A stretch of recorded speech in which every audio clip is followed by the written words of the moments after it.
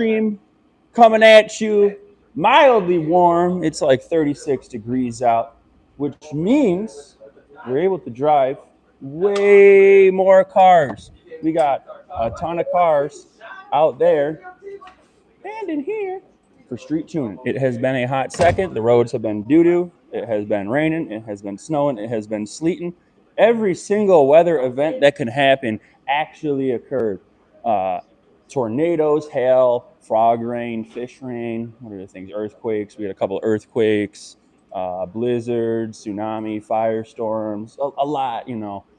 Just kidding. It's winter in Midwest. It's nasty. So that is about that. Let's see what we got. What is up, Mr. Oreo? We have a beautiful Challenger here. We're putting a little turbo kit on it. However, we smoke test everything. Why do we smoke test everything? Because we found a leak. That leak would have really messed up tuning had we not found it. But it's okay because we found it. Whoa, it's crazy. It's almost like we smoke test stuff while putting it on for a reason. This will stop downtime. So now we're able to get that addressed. When it comes back, we just bolt that puppy back on. Bing, bang, bop. Bob's your uncle. We are back to it. You got to take the steps, baby boy. So see what else we got. Arturo has been busting butt on this Trackhawk. The trans did finally come in. Everything pretty much just about possibly is here. Little turbo guards on that Johnny. Hello. There's not a lot of room here, folks. It's about 2.5. It's honestly 2 fingers wide. But I give it an optimistic 2.25 fingers. So this was that car. She sat for a little bit. We're getting her back together now. Getting her going. This is it's a 426. I need to watch how I angle it because everyone makes fun of me angling it too down low. Get it? Too low? Haha, funny. Yeah, this is HP70 car, built HP70, 426, all of that. So she's going back together. I can't wait to see this thing alive again. It's been a minute, folks. We've been missing her. She's been missing it. Oil pump, the last piece of the puzzle. The oil pump finally showed up. The air compressor wasn't going off. You'll be able to hear me a little bit better, but oil pump finally showed up. Last piece of the puzzle. It's one of those. Sometimes you just be waiting on stuff. We were just waiting on stuff. Guess what? It's here. We can keep going. Wow, it's crazy. Let's see. Oh, remember that Subaru? Many moons ago, we had a Subaru, a little STI in here, last gen STI. And it was making some racket. Which went away. And had a code for a, what do you call it? Exhaust cam phaser. So we replaced the cam phaser, and the noise went away. And then the noise came back, and it sounded bottom end. So we took the oil pan off, and lo and behold, the rod was not happy. Bearing, boom, boom, boom, big boom out of bearing. So we talked to them. The customer ended up wanting to opt for a new short block. So we got a new short block coming from Subaru. I know it's not the normal Dodge stuff we normally do, but I still think it's cool. I still think it's fun. I still think it's amazing. I also think that I have 3 392s. These are 2 of them. I can't believe it. I own so many motors. Someone buy a 392 off of me. I got a low compression. I got a high compression. I got short blocks. I got long blocks. In addition to that, we also have a Hellcat long block here, 29,000 miles. It could be yours. Think about that. Under the Christmas tree, Christmas morning, the kids start coming running down. Mom, Dad, Santa came. Oh my God, Santa came. There's a huge box. And then the wife goes, what's that? I don't know what that is. I didn't put that there. Did you put that there? And you just kind of go, ha, ha, ha, ha. Because the whole time, it's that under a box. She didn't know, and she can't get mad because Santa brought it. And the kids are there. And if she gets mad about Santa bringing it, the kids are going to start asking questions. And she can't have those kids asking questions. So now is actually the best time to buy this motor because no one will know. It could be a secret, and Santa brought it. You were good all year. If you weren't good, you would have gotten coal. It's a proven fact. Think about it. Hellcat motor for sale. I think we're asking $7,000. It has 29,000 on it. What up, gang? Oh, hey. Well, lazy bones. What do you want for Christmas, Arturo? Nachos. Okay, well, I he's don't boring know, I don't know. and sucks at being put on the spot. Hey, Dan, what you want for Christmas, buddy? More Milwaukee tools. More Milwaukee Ghoul. Yep. More Milwaukee tools. If you need to know what to get, go see what CJ wants. CJ, Christmas is here. Wow. We're sitting behind, understand. Oh, well, I don't have to Our put you in the live live. picks Don't up worry here. over here. We'll People already throw heard you shorts now talk. I and mean, it would grab kind of your look face. bad if you didn't get in the live. We have You know, just putting it out there. What Oh, what do I want? Yeah, what do I want? CJ, what do you want is what I want. What do you want for Christmas, old buddy? A rib supercharger. A rib supercharger for his Jeep. He bought a new Jeep. What do you want for Christmas? Okay. His nuts back. Mike, what do you want for Christmas? Appropriate. Don't know right now. Okay. The appropriate. Appropriate. Guys, you know what I want. I don't gotta say it. It starts with an H. Nope. Ends with Nope. Onda. Oh, Nope. Come that's here. on the loose. Get back. Nice try. Get in. All right, Nice guys. try. Gonna set her down a bit. Sit here. I'm gonna block out Arturo because no Oh, one you're not wants to doing the see back? him. Remember, we got to do the back for the The quality. back. Oh, the Come on, back new for the guy. quality. Typical back for the quality. Always on that back for the quality. Let's see. Whoa, that looks good. Looks decent. Not bad for a first stab. Mr. Satera, What's up? I don't think I ever called you that before. What do you want for Christmas? I want everybody to be happy, and I would like a full day with my girls without interruption. That might be a threat to those out there. Just kidding. No, it's Maybe. not a threat. How is that No. a threat? I was just Saying don't interrupt your day. don't do it. Santa better come the 26th because the 25th is his. I was talking to them about that the Hellcat motor we happen to have sitting Yeah. around. I was saying that like if someone bought it for themselves for a Christmas present, they could just put it under the tree and say it came from Santa They could. because their partner can't say anything negative about it because the kids, Right. That's That's a very smart kids. decision. I agree. So you could just no That's repercussion. yeah, Maybe the New Year's, but maybe. You know. Yeah, I would like that gone. It takes up a lot of space. What are you asking for it? What, 65? 65. I For said the long 7. block. 65 for a Hellcat long block. Think about all the good things you guys did this year. You helped old ladies across the street. You paid your taxes on time, maybe. You were really good. You Maybe. deserve a Hellcat long block. Listen, I mean, I don't care if the 65 comes from unpaid taxes. You don't need to. We don't. Yeah, I don't track it. We don't track it. I don't track it. Bring a 65. Get yourself a Christmas present. You deserve it. That didn't seem Oh, I too forgot to take salesy. I know. I forgot to take my label off. Oh, well, Uh-oh. guys, don't look at my label. Hopefully, yeah. Well, that's not. Yeah. We'll make Tore it. up Michigan, though, eh? Hey, It really brought out the bad side of their coach. the Canadian Ohio State fan. Oh, huh? you know. Don't you know? Don't you know? The O in Ohio stands for Ontario there. Yeah, you. So, yeah, it's gonna be more low key. I don't anticipate a lot of people, jumping in. So, Don Daughtry, stock, long block, and 3.8 Whipple. You could get a 3.8 Whipple and put on that stock long block. It was a Whipple car, wasn't it? no. No. imported blower car. Okay. Imported blower I car. thought it was Whipple car. Oh. Arturo's getting up. Where's he going? That's a little delayed. No. He's been gone. It's So, okay. yeah. But, Thought it was still alive. well, I no, don't know. remember? So Yeah, Now the you're going to say it. YouTube. See, now I'm you're bad saying with it. And this. it's like, yeah. Folks, We I use this look- for the questions. What? We use it for this isn't live anymore. Oh, We yeah. gotta look No, at the I questions. know. I Yeah. know. Anyway, so yeah, it's gonna be a little more low key. It's just, now that Christmas Eve and the day after Christmas are federal holidays now legally. I'm not a jerk and make my employees work on those days, so they will be gone earlier. Normally we would do this on Christmas Eve, but with that being said, we're gonna do it today. So. I had a couple questions that were asked that we can, share. But beyond that, it's more of a, thankful type of post. We'll reflect a little bit on the year again. I know we did this on Thanksgiving, but really can take a deep dive into it. Yeah. So, yeah. Did you have any questions or? No, yeah, no, You don't yeah, remember? no. I shouldn't, but I do. MDS plugs when you're building a new motor. Yeah. Let's say maybe you have a car, maybe you have a donor motor, whatever. Let's just say 2014. You know, Okay. we're getting up there. I'm eating my mic, so I'm very sorry about how bad that. Flip it on your hat. It sounds good. Up here. Let's do it on the hat.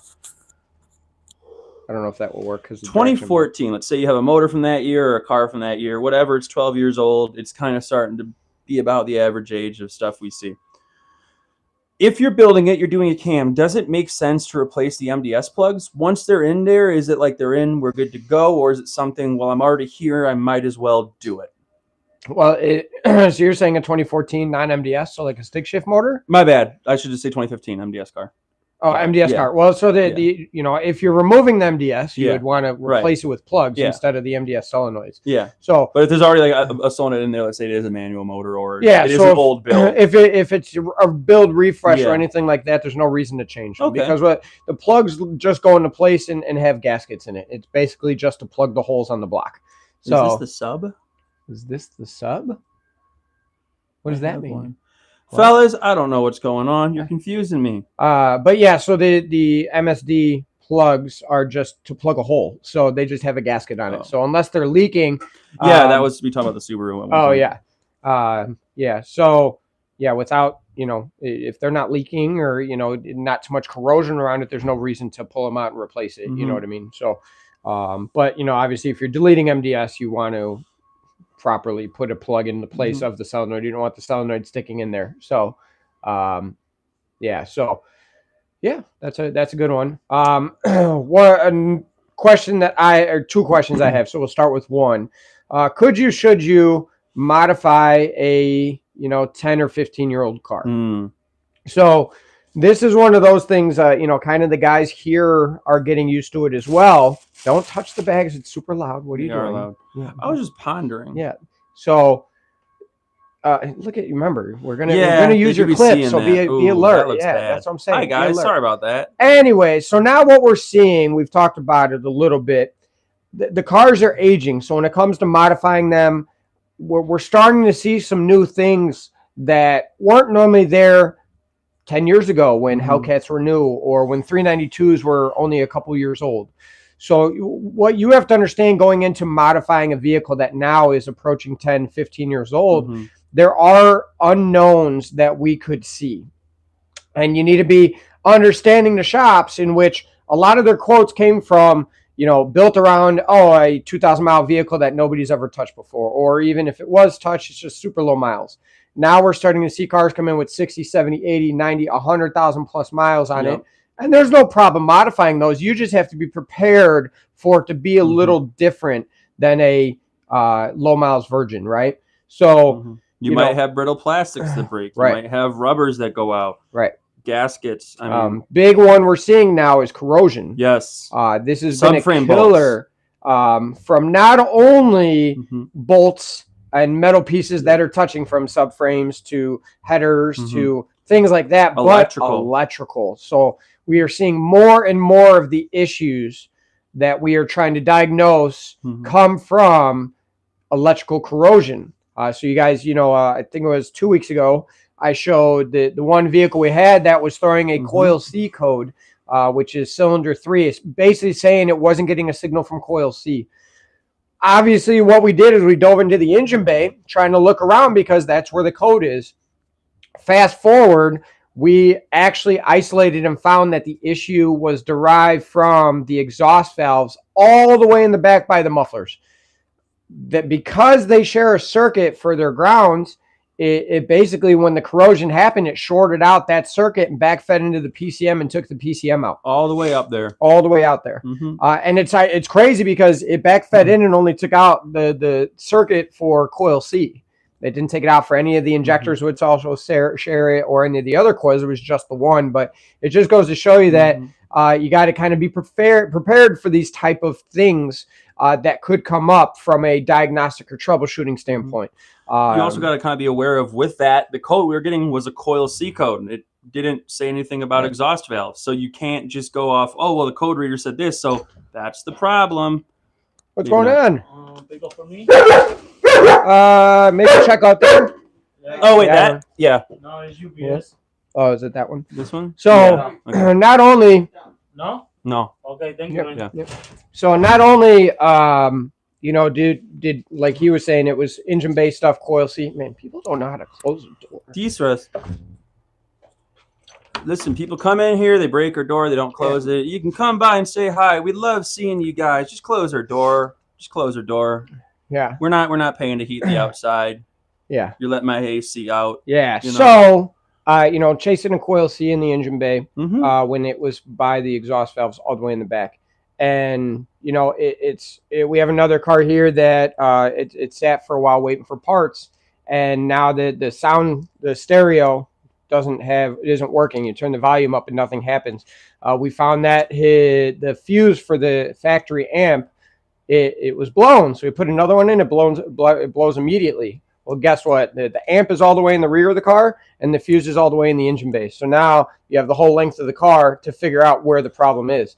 Electrical issues are probably the worst. Anybody that's ever worked on a car, They're horrible, man. It's just awful. Sometimes it's like easy. It's like, okay, I just don't have signal. I found a break, and maybe you get lucky. Other times you have to pull out an entire interior, right? Go through an entire harness with 50 plus wires in it, and just hate life. Yeah. The coils now we've shown several times and talk about it more and more. The corrosion inside the contacts, and we're talking. We have cars that are 2018, 2019. No. Hello. I'm here to get this on the light. Yeah. Okay. Perfect. Yeah, my brother had to contact you guys yesterday. Okay. Oh yeah, you're Yeah. Mr. Seacats. Yeah. Yep. Let me go get that taken care of. Yeah. So. I'll take it over here. No, that's not on the Subaru. We're just talking about things that we're finding when doing a build. So, yeah. So that's just part of the troubleshooting. Oh, can I do 2? I don't know what that will do. Did you mute it? I'll mute it. Remember, you hit the button. Yeah. So when building a vehicle that has mileage on it, or one thing I point out a lot is people will say, "Oh, it sat for a long time. I barely have any miles on it." What is probably worse than driving a vehicle in salt and weather is actually letting it sit and not drive it. That is probably just as bad, if not worse. Understand that a lot of plastic and a lot of rubber are all over these vehicles, and when they just sit, they wear just as quickly. So it's things to be prepared for from a customer to shop expectation. As years go on, you can have low miles. It doesn't prevent corrosion from situations like this. So, yeah, that's still one of the questions that we saw there. Somebody said, do you guys have a catch can that will work with my Hellcat with the auxiliary idler I have? We have a bunch of different solutions in regards to bracketry. So we do have like a 90-degree bracket that some people move the catch can to the fender or to the crossover beam that goes in the back over behind the blower. Hey, get down, goofball. So yeah, we do have solutions for that. So you can reach out to us, shoot us an email or a Facebook message, whichever is easier, and we can come up with a solution for that. So we do have options for that. Of course. So there's that one. What was the other question? Thermostat and cooling for vehicles. So you guys have heard me talk about it before. There was a kind of a discussion that was going on online about it again. So had a couple people reach out to us personally on it. So I wanted to give our backing and theory on it. Should I put a lower temperature thermostat into my vehicle? What vehicle? Here, you turn it on, click the button. Click so it. It's a solid button or a solid light. It's solid. Now you're good. Now you're back. So there's a lot of variables here based on the modifications list. So we do throw lower thermostat into vehicles that generally have a supercharger in place. Turbos, not so much, but like a PD blower, absolutely. Centrifugal, it depends on the power that you're going to make. RNA cars, we really don't do it. As we said, the shop car has a factory thermostat in it. My 1500 wheel horsepower twin turbo Charger had a factory thermostat in it. And right now there's a guy on the internet that's basically stating to me that anything over 210 degrees on the coolant temperature creates problems and reduces power. So what we, so the reason why we visit this subject is what you have to understand on these modern vehicles with direct and port injection. They are way more efficient than carbureted vehicles back in the day. So there's a kind of a natural cooling effect by the quality of the mist that these injectors do provide for combustion chambers. So there's a reason why from the factory they have their operating temps set to, between 215 and 230 degrees. Okay, for coolant temperature is what I'm referencing now. We have brought up the importance of having your oil get up to over 212 degrees for many reasons. One, condensation, water, moisture getting into that oil. It will not evaporate unless it gets to that point of boiling temperature, which is 212 degrees Fahrenheit. So you want your oil to get hot. You want it to be able to burn off that moisture, right? So if you lower your coolant temperature, I've had guys try and put 160 degree thermostats in, so their coolant temperatures barely get to 170, 180 degrees. Your oil is not going to achieve those type of temperatures. So now what happens to that water? Where's it going to go? It stays in the oil. It stays there, right? Whoa, that's not good. It's not good at all. Piggybacking on it too, what a lot of people don't know is if you actually research and dive into the way that conventional synthetic oils are made, there is a operating temperature of your oil as well. And what that means is that's where it achieves optimal viscosity breakdown and where it works. So again, by lowering the coolant, we could make it so we never achieve proper viscosity of the oil that we're using. Again, a reason why operating temperatures are what they are set at, operating temperatures. So why is somebody going to argue and say, oh, when I go over 210 degrees on my coolant temperature, I start to lose power? The only reason that would happen is potential heat soak. So it's not actually from the engine coolant temperatures themselves. It's the fact that the air that's being ingested in the engine is hotter. Wait, but you're saying that even with a cooler thermostat, that if I have like headers or something in my engine bay, that could create heat and cause issues? Right. Whoa. That's another piece where people get confused. Where again, you're just reducing the coolant temperatures, which will affect oil temperatures and kind of the fluids. But guys, it doesn't change the combustion temperatures that are going into your exhaust. So if you have headers, the headers are still going to achieve the same temperature that they were before, which is going to transfer into the head. If you have a hood, it's going to keep that air in there just the same, and it's going to heat soak your block. It's going to go through everything just the same. The 20-degree difference from your thermostat is not enough to offset it. You want to make real differences? Cut a hole in your hood. There you go. So, and we back this up with dyno data. We have this at the track data. So we talked about it the 2 times that we set the record with our stock bottom end 392. It happened after 3 or 4 passes of hot lapping. I did this 1 just to collect data, and 2 to also prove where I went up to the line where my engine coolant temps are about 180 degrees where I started my burnout, because that's where most people would be when they have a 180 T-stat, between 180 and 190. Do my burnout, get to the line about $1.90, and then do the pass. And then I would just hot lap it. I would just go around and continue doing it. No tuning changes, nothing else. My fueling is all set up based on temperature, so my AFR was on point in all areas, but I reduced over 1/10 off of my ET simply by hot lapping the car and letting the oils and the coolant get up into temperature. Like I said, I'm at 220, 230 on the coolant temperature.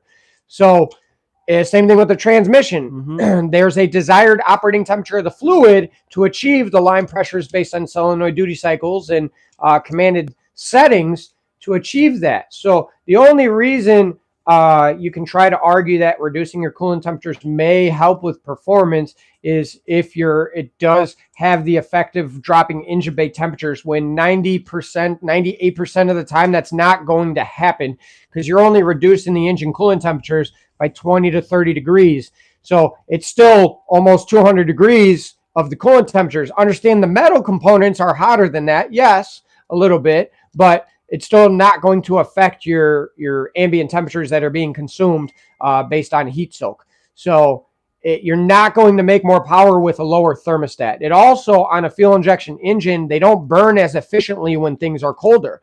This is another reason why they do have them at the temperatures that they have them at. So street car versus race car is very different. So do keep that in mind. As an example, the aluminum block setup we have here in the Trackhawk is going to be different. We're going to run different oil in it, and we're going to keep the temperatures down on that one, but it's a specific application and design for it. It's not apples to apples. It's No, not, well, because no. that race car is doing it, Yeah. you know, my car is going to benefit from it. No. Yeah. Yeah.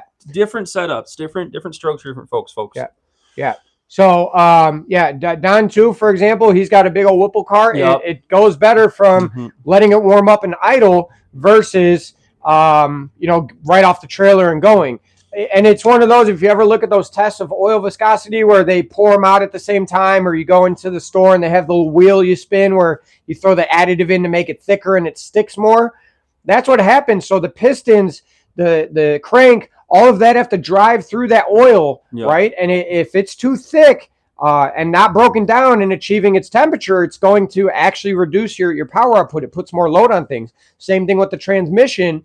It will be more beneficial in that desired operating temperature. Yes, there's a point of too hot, but it's not what most people think. 230, 240 on the ECT is not bad. The goal is to get your temperatures as high as possible with your air charge temperatures under control. Yep. And I will tell you this, that a hot engine, right, with a little bit of heat soak will actually make more power than a cold engine, at 180, 190 degrees. So, like I said, you're not impacting the heat soak in the way that you think you are.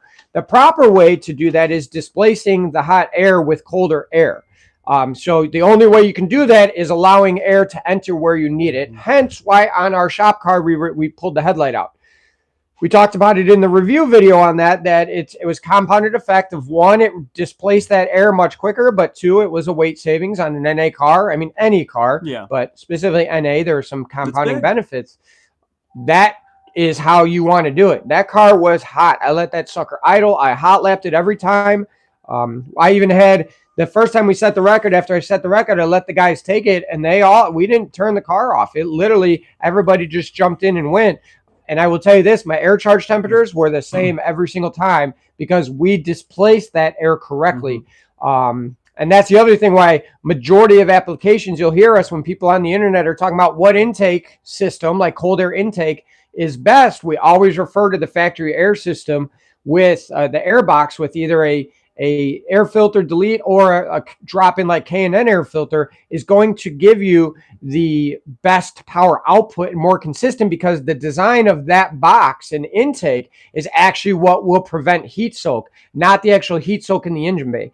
The fact is you can get an IR gun and like we said, the headers, everything are going to be, it's hot. It's going to be a couple hundred degrees inside that engine bay. So understand that when you're sucking the air in and it's 160 degrees versus 190 degrees, it's still not going to perform in the same manner. Understand that. So lowering the coolant temperatures is only hurting.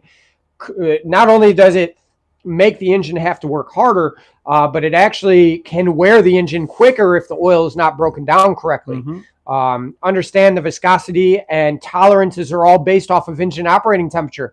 These things are made out of metal and all different kinds of metal. There's aluminum, there's iron, there's cast alloys. There's a ton of different metals and it's all built around operating temperature. And that's where everything happens. If you don't allow it to get there, your tolerances are going to be different, right? For both the oil and where it needs to go, the piston ring gap, all of it, it's all going to be changed and not optimal. If you build an engine for that, like a race engine, like the aluminum we have, different story. But everything about that motor is centered around that being the ideal use for it. Correct. Your motor was designed how the engineers designed it to be run, which is with that stock thermostat that's in it and all that, stock oil, all of it. Yeah. So, that's kind of the big thing and the big, controversy or confusion around it, misunderstanding is you're not making less power by hot oil and hot coolant. You're not. You're making less power by the fact of your air charge temperatures at that point, right? And I have, like I said, thousands of dyno logs for this. I have track times, customers as well that have witnessed and felt it too. Think about the summertime. Even with your stock thermostat, you open your hood after running it, you get blasted by a wave of hot air. It's not going away. biggest thing, if heat is your enemy, just put a heat extractor in your hood. Either get a hood with heat extractors or add one and be a pimp, but that is going to do numbers. Yeah, that will go a long way. Like Yeah. you said, from a performance standpoint, the air inlet system is more crucial than that of trying to reduce the temperatures. Do we have the Hellcat side vents on the shop car hood? No. I wonder what like a heat That would be extractor better. in That like would the be left better, rear yeah. would do Yeah. to kind of ram that. Yeah, heat I talked about possibly getting a Hellcat hood for it for that reason. The I modern one. kind of want to, because I don't care about it, I kind of want to test how much of a difference it would make like on the Civic. Yeah. Just because like I can cut the hood and I don't care. No, yeah. But I'd lose so much heat in the winter. Yeah, you need that Yeah. for the Civic. Yeah, I mean it's a simple way to test it too. We can open and close the hood on a dyno, which I've done. Oh yeah, so it's that's the true. same type of concept. So or just like block a plate. well, yeah. So turn the fans off. You Yeah. know, and so everybody knows we normally have the hood open for dyno testing. Why? We want a controlled environment. The fact of the matter is to do 180 miles an hour and put that amount of load on the engine. Normally there would be air coming in to help reduce That's 180 temperatures. miles an hour. So, that's where we try to compensate. But I've done a ton of testing with the hood closed. I do it on certain cars, especially when it's cold in the shop, to get it to operating temp. And yeah, I mean, it's a noticeable difference of simply, again, I will make more power with a stock thermostat by opening the hood and doing a dyno pull than closing the hood. Understand that closing the hood doesn't change. All that does is it dissipates and replaces the air, right? That's the whole point about it, and that's why shops will have fans in the front to not only cool the radiator, but helps to displace the hot air to keep the temperatures more controlled. So, I understand the theory and concept about, I want to get my cooling temperatures down so my engine bay is colder. Guys, the fact is your engine bay with the hood closed is still 200 plus degrees no matter what you do, and it's not going to reduce your air charge temps. What it is going to do is cause you not to make power and not be at true operating temperature, reducing your efficiency and actual output. So don't get it twisted. No. A proper intake system. Right now, we're still in the process of perfecting Build Evolutions 1. That's the one that's on the shop car. Still tweaking it. Beyond that, I will say Chris Mitchell has a lot of success with the new JLT. I think it's their version 3. It is a nice very units. it's an open element that closes up against the hood. It fits very well, and we've had very successful results with that one in regards to heat soak. But any open element system which allows higher airflow is going to allow heat soak regardless. So that's why until you exceed the factory airbox limits, those are the best that will provide the most controlled air temperatures. It's going to be the best repeatable performance option. Just do a high flow drop-in filter, and you're going to be set. Obviously, if you want the noise, an open element filter is going to give you that intake noise. But for pure performance, keeping temps down, stock airbox, drop-in filter, your money. Yeah. So somebody asked our thoughts on milling the stock heads combined with a 220 by 230 600 lift cam. So it depends, one, if it's VVT or not. So I would say probably on something like that, if you're going to do it, I would lock the VVT out or remove it completely just for safety. So these cars have very, very tight tolerances for piston to valve tolerance already. We are working with a couple places right now for a stock head type setup to bump compression up. So we have something now that is in the works, and I'm hoping it was supposed to be around now, but I'm hoping by the turn of the year, we will have a head option that will equal or exceed a ported Apache head in regards to flow, but increase compression roughly 1.5 points, give or take. That's going to be the limitation with the stock piston, just because the pistons don't have a big valve relief in them. So that's kind of one of the issues from the factories. They have a tiny one, but milling the heads doesn't. It takes away from that because there's not a lot of valve relief built in. So yeah, could you fly cut it? It's one of those. The ringlets are super thin already. So, I mean, you could if it's staying NA and You're you're entering a bit of a sketch zone at that point. Yeah, I've seen stock 392s pop a ringland from it, in just from abuse. So you're really going to start to enter into a very, very. It's like, yes, it will work, but how long? Could you? Should you? Could you? Technically, yes. Should you? Probably maybe Yeah. not stock bottom end. Yeah, limited and disabled are different. So limited, you want to either limit it, which allows it to still move, or locked out means it doesn't move.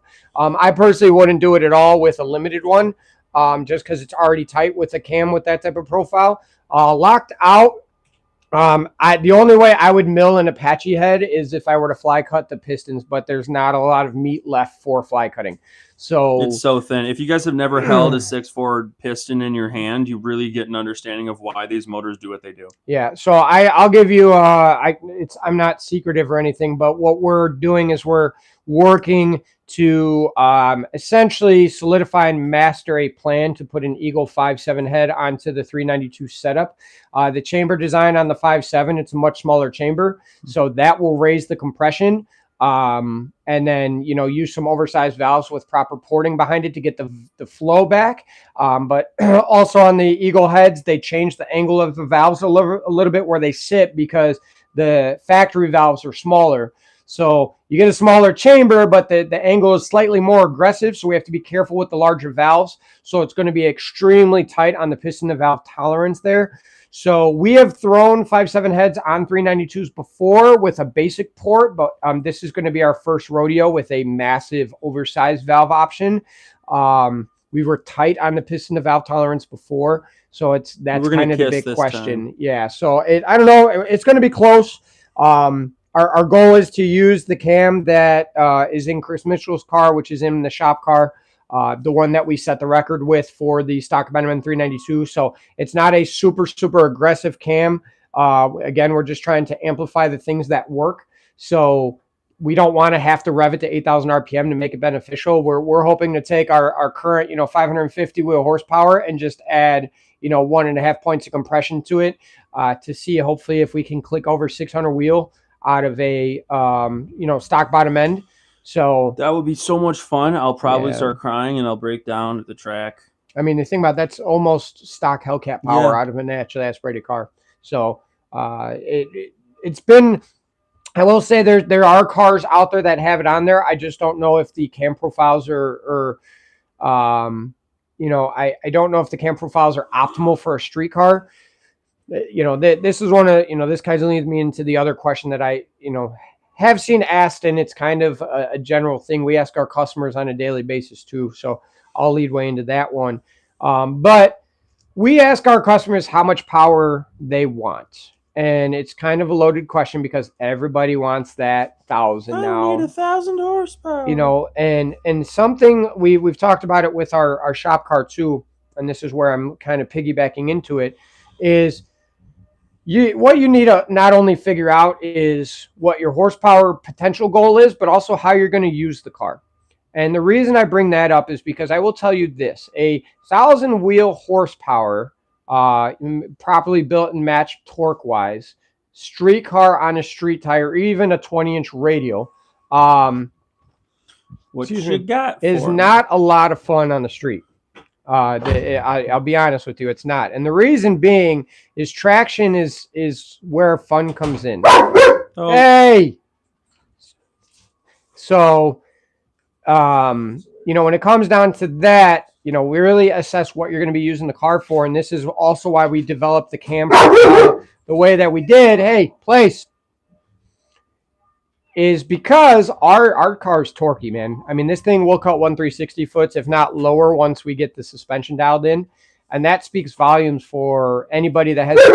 Hey, goofball. Place. So that speaks volumes for anybody that ever has taken their 392 to the track. And when I tell, or even Hellcats, I mean, I tune a lot of stock Hellcats and things like that and see the 60 foots. But, our shop car cut 1/460 foots without, suspension dialed in. And I'm talking 140, 142. We set the record this time with the 142. The first time we did it was warmer out with the 140. So, and it has more in it. It's going to be a 1.3 60 foot. That's where the fun happens for a street car, guys. Red light to red light and taking off. I can tell you it's super easy to make 1,000 wheel horsepower with a 104 millimeter turbo. But what you get by building something like that is you have absolutely no low to mid-range power, and your horsepower curve is going to be a vertical line. They're not fun to drive, and I think that's a part of where a lot of people lose sight of getting so caught up in the horsepower goal versus kind of the feeling that you want out of it. You know what I'm saying? How much was the shop car making? Which one? The black one. The current one? Yeah. It makes like 540, 550. That's the most fun, usable horsepower I've ever experienced. Like the twin turbo shop car, I mean, that made 1,500. Yeah. Was it a daily driver technically? Yeah, you could drive it, but like you can use all of the shop car. Right. You know, technically not legally, but if you went to Mexico, you can use it. You might have issues hooking, but yeah. So, you know, as an example, so work. we can compare the two shop cars because we had a 1,500 wheel horsepower twin turbo Charger, and then we have a NA 392 Charger. Yeah. The fact is, if they were set up in their, if we were at the track in their trims, believe it or not, you're probably going to have more fun in, you know, the 392. And get way more passes out of it. Right. Because that was one of the things of with, you know, although turbo and I could get more out of it than like a blower car, you still had to be way more aware of the temperatures, right? When you're making 12, 1,300 wheel, you have to be way more conscious of the things around you. Stopping, your brakes go much quicker. I'm not kidding when I tell you I make 15, 20 passes anytime we go to the track with the 392. Yeah. With the twin turbo car, we might have done 6. Yeah, maybe 6 or 7. You might have done 6 or 7. Yeah, but you know, it's a very different feeling. And the fact of the matter is, you know, it was almost boring running 850s in the shop with the turbo shop car. And that goes in a massive part to the guys that built it because it just worked. I mean, it literally went in a straight line. There was no drama. I'll tell you that the 392 one feels a lot more violent. It's a lot of fun. And the fact of there's a lot less worry behind it too. And the NA setups, guys, are just a blast. I get it. They're not quite as fast. They're not as consistent. If you're building it to have fun, if your goal behind it is, you know, because I ask you, like, what are your goals? Like, my goals are to have fun. But like, if your goals are, man, I just want to have fun in my car, keep it simple, stupid, and it will be way more rewarding versus, is it cool to have that paper that says my car made 1,500? Yeah, baby. It is cool. I'm not going to lie. Yeah. It's cool. But to be able to get in your car whenever you want to and drive it wherever you want without any concerns, issues, and hey, there's a back road and there's a guy in a car next to me, you know what? I am going to step on it. I'm not going to be worried about, oh, well, you know, don't have the right traction, this, that, the other. The car makes 550. Yeah. Yeah. I can pedal it. Yeah. I can pedal it. I can use it. I would daily that car at its current configuration if I didn't buy a fourth car already. But yeah, you know, and the other thing about it too, you know, like I said, one of the reasons we sparked the 392 building was because it was skipped, right? And it shouldn't have been, dude. It's so fun. It's so fun. And I get asked all the time, like, oh, what horsepower do you think is good for the street? You know, from like a Hellcat platform and that and the other, you know, 800, 850 wheel is great because you get traction when you want it. So you get to enjoy it.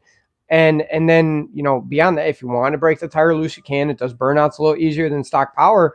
But the fact is, once you get over that, reliability drops, traction is hard, components start to, from drivetrain and suspension, just start to suffer. It really starts to take away from it. So something that I'm kicking off for next year, I'm working with our guys over at HHP, kind of a discussion piece on it. So something that's very unique in regards to the Hemi platform versus the LS platform is you can go anywhere and get a high compression LS piston. Right now, if you want a high compression like 392 piston, it's special order.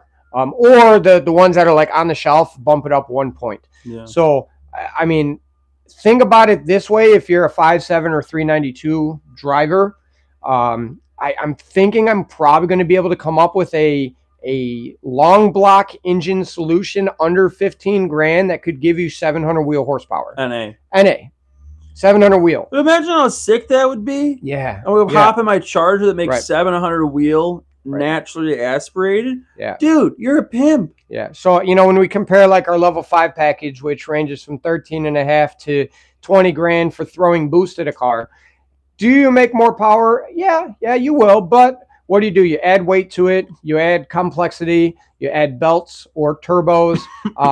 You know, and again, we love that. We boost our stuff, and I'm going to continue to do that to my own cars. That's why, you know, our new car sitting at the dealer basically, and you know, it's twin turbo. But the fact is, after assessment and things, and what's cool about it is if I get probably a handful of these ordered at the same time, it can reduce the cost even more. So, and with that, it would be like a ThigTech headed 426 with 15-to-1 compression. So I'll give you an example. And then we'll make a billet intake manifold for it that will optimize the RPM range. So imagine, a 700 wheel horsepower plus NA car making 650 torque. That doesn't have to be revved to 8,000 RPM. That's money. It's like big block days all That's over money, again. bro. You know what I mean? Get And that in the 300. the truth is that'll make a 9-second. That will make a 9-second full weight NA car. And you can drive it anywhere. Yes, it will require race gas or E85, but majority of our high horsepower builds anyways are on E85. But again, the cam profile we use is not very aggressive. We design it to have a lot of low to mid-range power. I mean, I really don't think anything could, be better than that. You know what I mean? So I think we're going to try to come up with a program and spark some interest in it and see what people think. We get guys in there all the time that spend 15, 20 grand on boosting their 5.7 and 392s. So if we can get it where, essentially 20 grand and under all in, and you're making 700 wheel horsepower naturally aspirated, think about that. You don't really need to change your fuel pump out. You don't need to, because of how the torque's delivered and stuff, stock axles and drive shaft will be okay. The transmission will live. So you get the ability to turn your 5.7 392 car into a 9-second street car much easier than boosting it. You're really selling this to me. Yeah. So it's something I'm working on. That and honestly, it's what's been done in the LS world for decades now, and it kind of again skipped over. I know there's high compression builds out there, and there are people that have done it. I've tuned a high compression 426 on my dyno in a Charger before. And it made north of 650 wheel. You know what I mean? So I know there's people out there that have done it. It's just not advertised as often as I think it should be. And everybody gets so focused on boost, which again, we love boost. I love turbos. I'm never against turbos, but there's multiple ways to skin a cat and have fun. So it sounds like, he gets it. You know what I mean? I like that name, Scat Pack Stink Eye. That's funny. So I would like to kind of open the doors for guys. One, I get it. It's still expensive, and an NA build can be expensive. But, at the end of the day, one, it's a Dodge, so everything's expensive. It sucks, and trying to bring down the cost by getting more support out there. But, it's even one of those. I know I saw somebody the other day doing a 14-to-1 compression 392 that they were doing. So I'm excited to see more and more of these come together. Yeah, much less headache. That's the best way to put it. Sublime 392. I don't have to worry about belt slip, man. Yeah, you don't have to worry about belt slip. You don't have to, like you said, the performance varies greatly based on the weather. But like I said, if you could go to the track in 3,500 DA with an NA car and pop off a 1050 with your full interior, and then wait for fall or spring and knock off a 9-second pass, you know what I mean? That's kind of hard to beat from a street car standpoint. As they say, there's always going to be somebody faster. There's going to be somebody with more money. It's just, also too, they're easier to drive in my opinion. You don't have to worry about boost spiking. You don't have to worry about, boost varying based on the conditions. You build these things right, and they're easier to drive. I mean, I went 1045 and then gave the keys to my employees, and they all ran within 2/10 of what I did. I will tell you, if I gave him the keys to the twin turbo shop car, that's not going to be the case. I'm going in a wall. Probably, yeah. During the burnout, probably. Yeah. Probably would get distracted by a Honda out in the pit and just turn. Yeah. So, I'm still pushing. So originally I was going to sell the shop car. It's still kind of part of it, but there's a part of me, if I don't get a customer that wants to jump on board and take advantage of it, I'd love to see this 426 work. So, if somebody buys my Hellcat motor, it will help. Guys, go quick! towards Someone that. take advantage of Jay. Yeah, your words. What? You said if someone takes advantage of me. Oh yeah, yeah. So you know what I mean. I think it'd be great for the industry and showing the capabilities. But I know what do they call it? The Red Baron. Yeah, the Red Baron. NA one. Charger. Yeah, the HHP. They just went 830s with it. NA, mind you, that's race aluminum block. Like that's a big bad boy, right? But it just shows you the capabilities of what has been skipped over. So I love seeing that they're still pushing that. And I think from a street car standpoint, it would still, I think it's still untapped, and there's a lot more that we could do for it. So, yeah, Absolutely. hopefully. What did I miss? Brandon, literally everything. The entire live stream, start to finish. All right, guys, have a good. No, I'm just kidding. Yeah, Brandon. Merry Christmas, Yeah, just- Chrysler, Hanukkah, whatever you celebrate. I don't Did you know say when stuff Chrysler? happens. Yeah, I mean, we're Dodge. Come on now, old boy. Why are you sitting back like your belly's full? Because it is. I It's dropped full my of cat. holiday cheer. His pants are too tight. They are. Guys, I got one If good you pair didn't of hear, pants. old man in the back said his pants are too tight. I got one good pair, bro. No. Listen, So, what does Tula want for Christmas? Pants. pants. But before pants, an Integra. Oh. Listen, when you're sitting in a car, who knows if you're wearing pants or not? What? When you're sitting in a car, does someone know if you're wearing pants or not? Well, if you're in a Civic or Integra where everything on the road is taller, pretty much anybody they, next they to should you. be minding their business and not looking into my car. Mm. That's why I tinted it, because I didn't want people to see the Oh. the seat. TRX, I would know she didn't have pants on. No, you wouldn't. You wouldn't even see me. Just go over me. Yeah, right. You run over with the Yeah. TRX, but You're a 36, 32. I'm a 36, 34. Yeah. Yeah, how does that feel? you're not a 34. I wear a 34. I'm a 34. That's why your pants fit the way they do. What do you You probably mean? got the wrong size, bro. No. Wait, which one's which? Is What? it is it The height? first one's is the it height? waist. First one's the waist, and the second one is the length. No, Oh my! I'm 36, 34. The width is good. It's my meaty thighs. Guys, I have real meaty thighs. Happy holidays. Can we just end it on I that? was gonna say, yeah. At that point, You guys ran within 1/10 of what my Whipple 5.7 car ran on 93 in the quarter mile with our NA scat. Needless to say, someone putting in all the money and boost is not worth it depending on your goals. as we say, there's multiple ways to skin the cat. You know what I mean? Yeah. Oh boy, Brandon. See, Brandon, we're can gonna send you, you pants. where do you live? Do you live in Waukesha? There's some wheels up there I might need you to get. Oh. I'll send you money. It's only 3 of them, so I got to Oh, find a 4th. Brandon, don't post where you live because we have it in our system, so we'll check. Yeah, I want to look where you live. This is privacy things. There's certain Okay. laws we can't disclose people's information to. Come on. I would just ask where he lived. I I'm didn't say, just- do you know, I'm hey, just- man, I know you live here. Anyways, I don't even know where he lives. yeah, like I said, we're not against boosts. You know what I mean? Okay.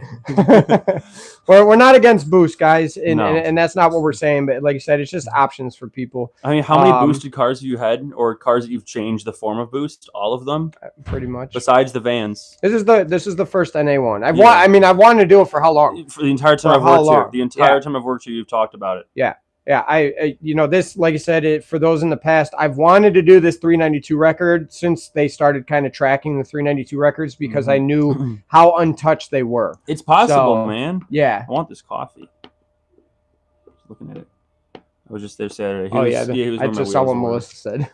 Oh, with The cop that pulls you over for driving some clapped out car too low, that's who knows you have no pants on. oh yeah, he did.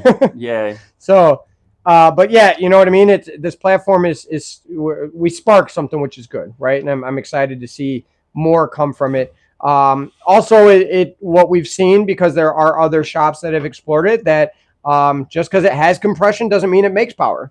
I mean, we've seen that from some of the results as well. This is Good why point. it's important to make sure that the overall combination is important, because I will say, if you put a head on top of a high compression motor that doesn't flow correctly, it doesn't do anything except Mhm. for create heat. Compression's not like a secret formula. Like if I just have a ton of compressions, all I need and I'll make power. You still have to have that efficient airflow. It's Right. just like boost, Right. except instead of like, I don't know. It's a bad comparison, but instead of like looking at your PSIs, you're looking at your compression. Not really. That's horrible. Don't think about that compression. I don't know. Comparison. I don't know what he was mumbling. It's Anything okay. I said 15 seconds ago, just forget. Yeah, I don't Just know what he forget. said there. I think we all forgot Yeah. already. So yeah, but it's one of those. Any tips for storing a Whipple Pump E car over the winter? I know I got to drive once a week at least, but any other tips? Fuel conditioners? So they started releasing fuel conditioners for ethanol-based fuels. Okay. So they're out there. Have we gotten our I've- hands in any? I've never used one or had a Okay. customer that used one. I don't understand how it will work since it's alcohol. No. How do you condition alcohol? So our tips normally for that, you don't even have to drive the car, just at least let it run and get up to operating temp for 10 to 15 minutes or whatever it takes. Just let it get up to temp. Letting it flow, a couple throttle revs, you'll be fine.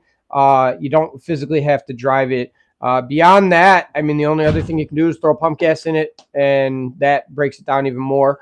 The only thing is what we recommend is once a year, which would be best after storage, is get the injectors cleaned. Yes.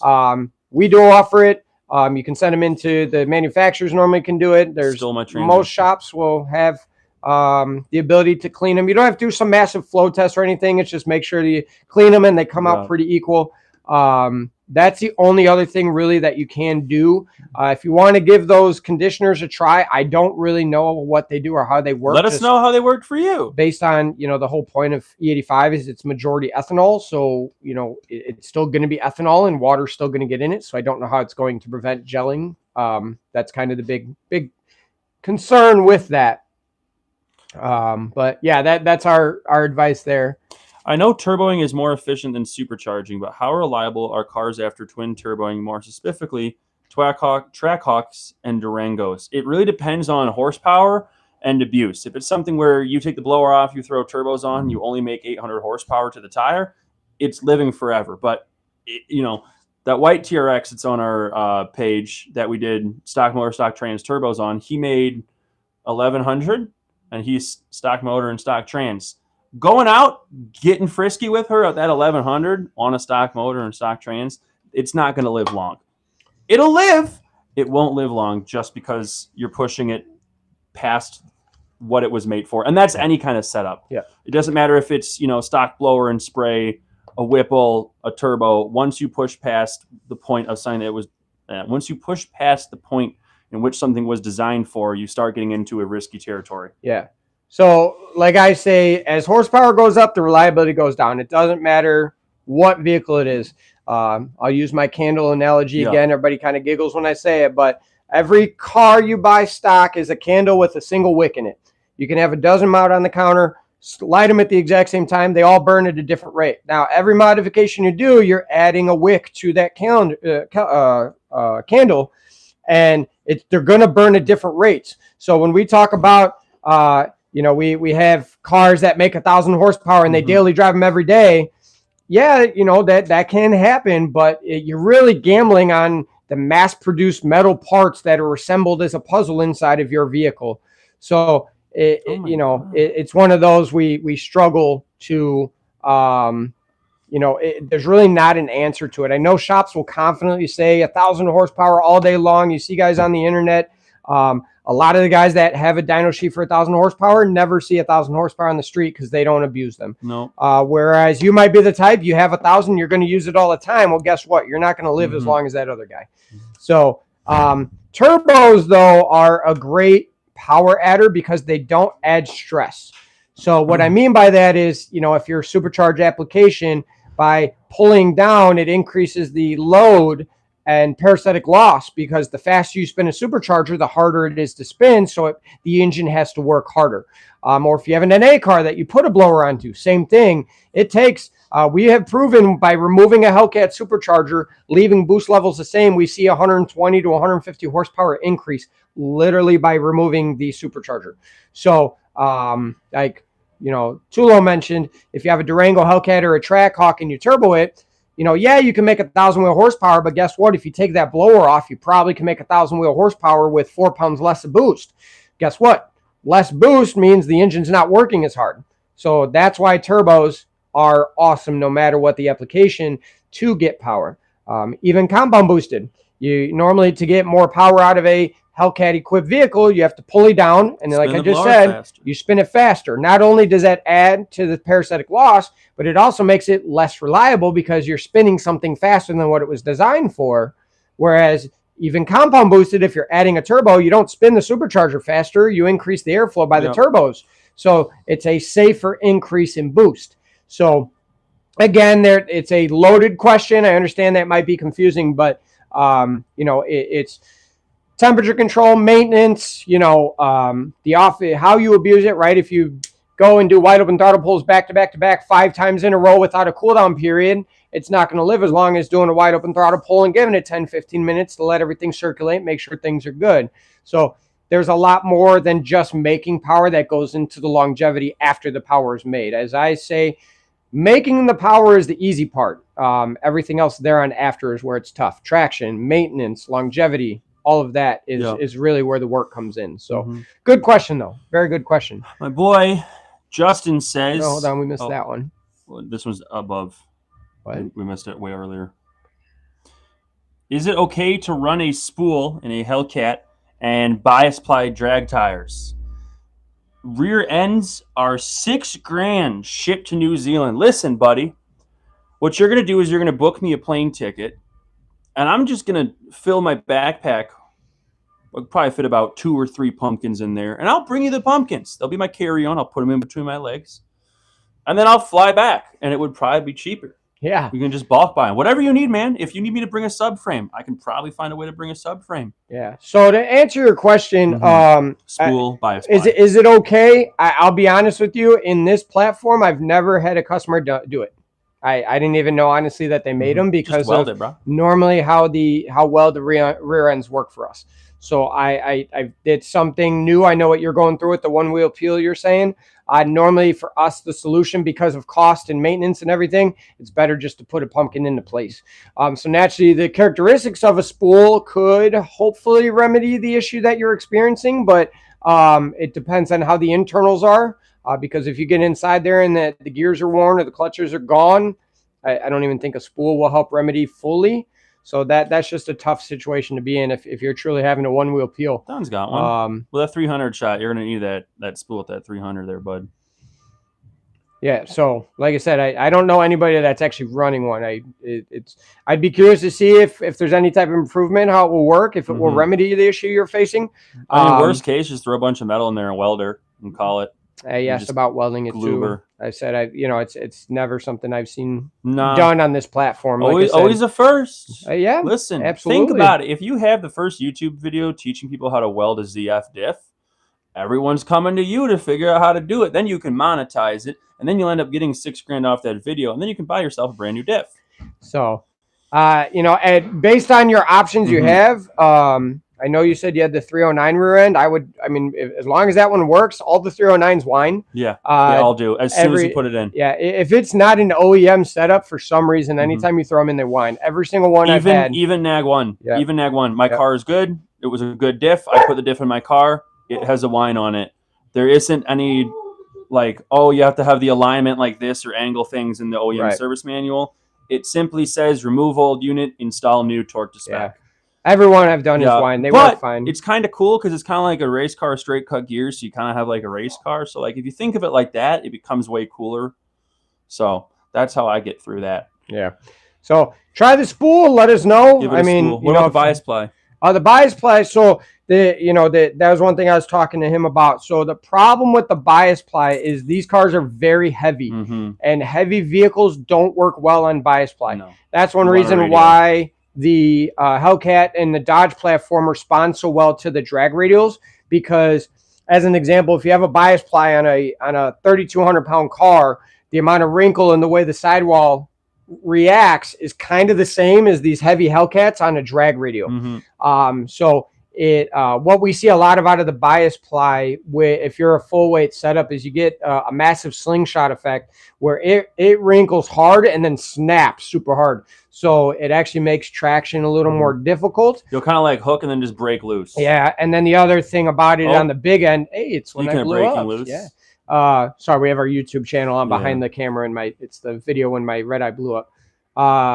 And then the other piece about it too is the wobble on the big end, because it's so heavy. It really starts to sway on you up top. It gets sketchy. And if you have experience with it, it's not as scary, but it can be scary to a lot of people. So I know the struggles you have out there in New Zealand, man. I wish it was easier. But we'll keep at it and figure it out. How far away are you guys from us? Is it like a boatable journey?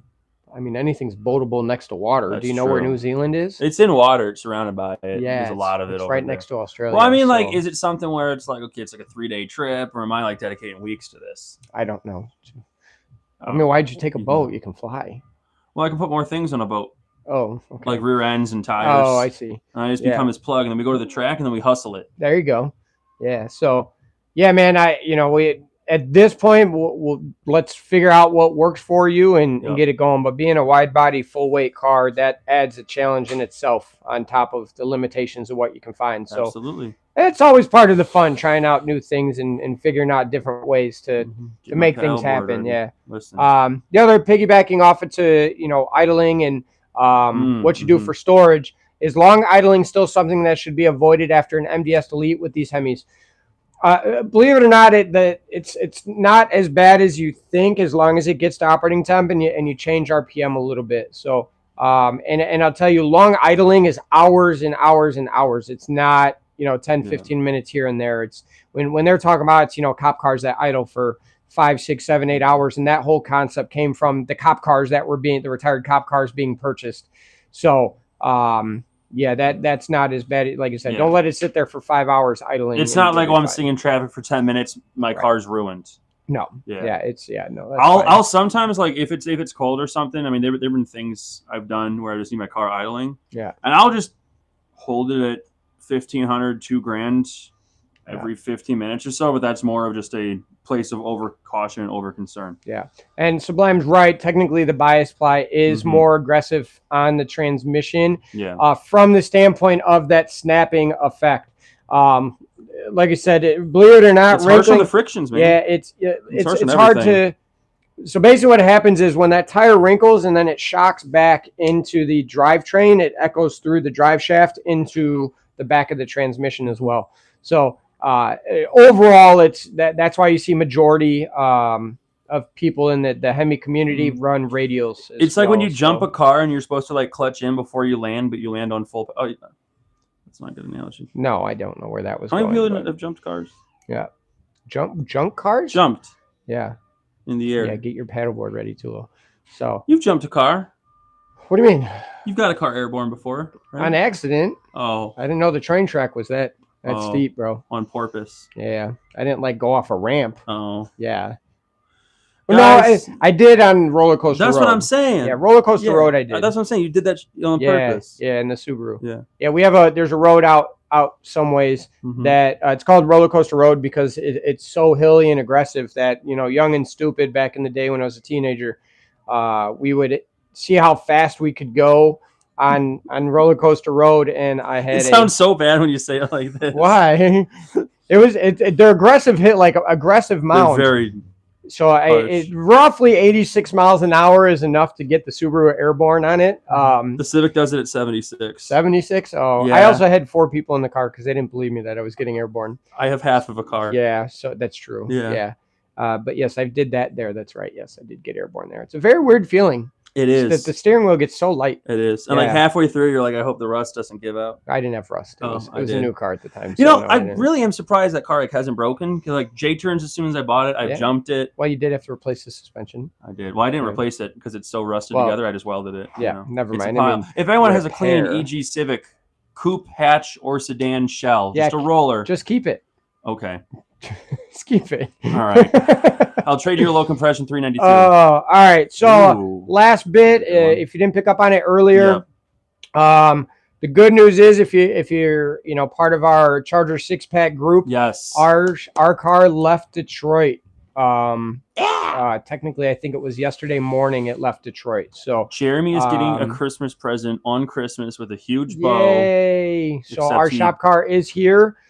Just waiting for arrangement to go pick it up. They might drop it off here. Yeah, just not. But it's in the state. It's in the state. It's within 50 miles. Right. So we're really excited about that. So we'll see. I might be able to get it tomorrow. We'll see. We're going to do like we did with the RHO because I know it's the first. I know we both of us keep looking at that. Yeah. There's it's a video from our track day and it's fun to watch. We miss it. Yeah, so I'll be doing a review like I did the RHO, but you know me, I'm going to throw it right on the dyno. I'm going to dive right into it where we already have big plans for it. So if you do get it tomorrow and you do a live stream, shoot me an invite. Okay. We can compare our cars. What? We can compare our Chargers. Dude, our Chargers? Yeah. What Charger? My neighbor has one, but they leave it unlocked. So I sit in it and I'm like, I'm driving. What the heck? Yeah. Oh, this is weird.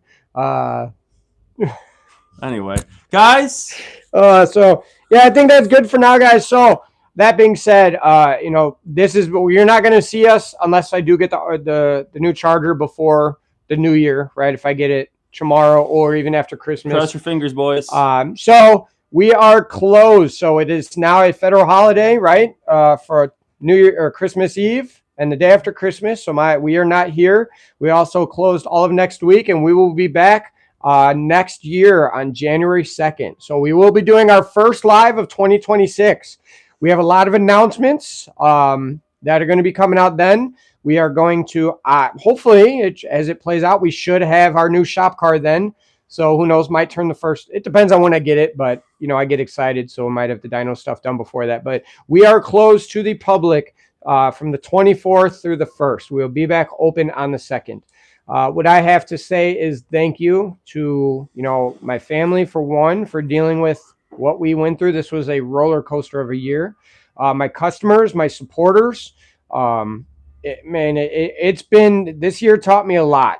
There's a lot of changes coming, a lot of new things, a lot of updates. I think it's going to be great for everybody. We're excited to announce. We've been hanging on to it for a while. So it's going to be a fun year. This was 2025 was a wild ride.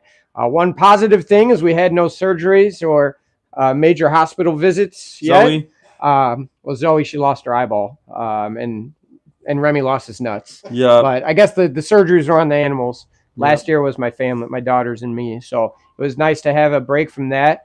It really was a roller coaster. You know what I mean? What was your favorite thing from this year? I can't say it. You're going to hit me. What about work related? Oh, okay. Work related. It was probably setting the record in the 392 and being able to drive it. That car is so much fun. I know, I'm the sales guy, whatever. I'm not joking. It's not like a sales pitch when I say it. That car is so much fun to drive. If you're on the fence about a cam, headers, converter, whatever, even just a simple tune, just do stuff to your 392. It's a way better platform than the internet gives credit for. Naturally, the internet's full of hate where it's, I should have got a Hellcat. Oh, my Camaro's faster. Shut up. Enjoy your Scat Pack. It's a riot. I would be so content with that car. I probably wouldn't change anything on it for a month, which, if you know me well, that's says a lot. That's like me keeping a car. Says a lot. Yeah. Month. Yeah. That's quite a bit. Quite a bit. That's probably the most exciting. Yeah. What about you? We had a lot. We had the RHO experience, right? So that was the cool. First one to do. That was fun. That was cool. I do miss that truck. It is pretty neat and got me excited. Tuning, a Hurricane, being one of the first and only to actually tune a Hurricane is pretty exciting. And one of the reasons I'm so excited for this car to be picked up. So that was a lot of fun.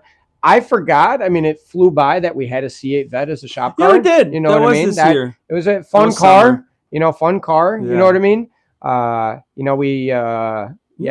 And I really think I'm in agreement. I think it was a blast to be able to go out and set another record. It really opened my eyes more to what they're capable of. Yeah. Versus kind of being, because I kind of was in that mindset of you got to boost them and build a motor to go fast. Well, it's not true. You know what I mean? We're out there going faster than what a lot of guys in a bone stock Hellcat are going to run. Right. In a car that we can just dog on all day. Right. You got out of it. The entire shop ran through it. The car didn't get shut off once. Right. Well, the fact is, you guys, a couple of you guys driving it beat the old record. Yeah, it was your first time driving. I went a 10.50, and that's the fastest I've ever been. Before that was a 12.2. Yeah. So, fall in it. That was the first time I even drove that car. I didn't drive on the street. That's what I mean. All you guys jumped in, and a couple of you still beat the previous record. So it was fun, and that was one of those, a proof of concept. And one of the things that I think all of us can agree to is it's always kind of fun to get to the track with the customers and stuff. So it was one of those where, we hope to do more next year and have more customers be able to make it. So one of the things that, we're going to try for coming up. But there's a lot of lows. We want to focus on those. Couldn't get traction. Brandon Siebert couldn't get traction. Don Daughtry never ran his 300 shot. Never, but he took me off that AI list. You know what I mean? Our leaderboard up there. So I don't think I'll build anything to beat him anytime soon. No. I got too much R&D to do.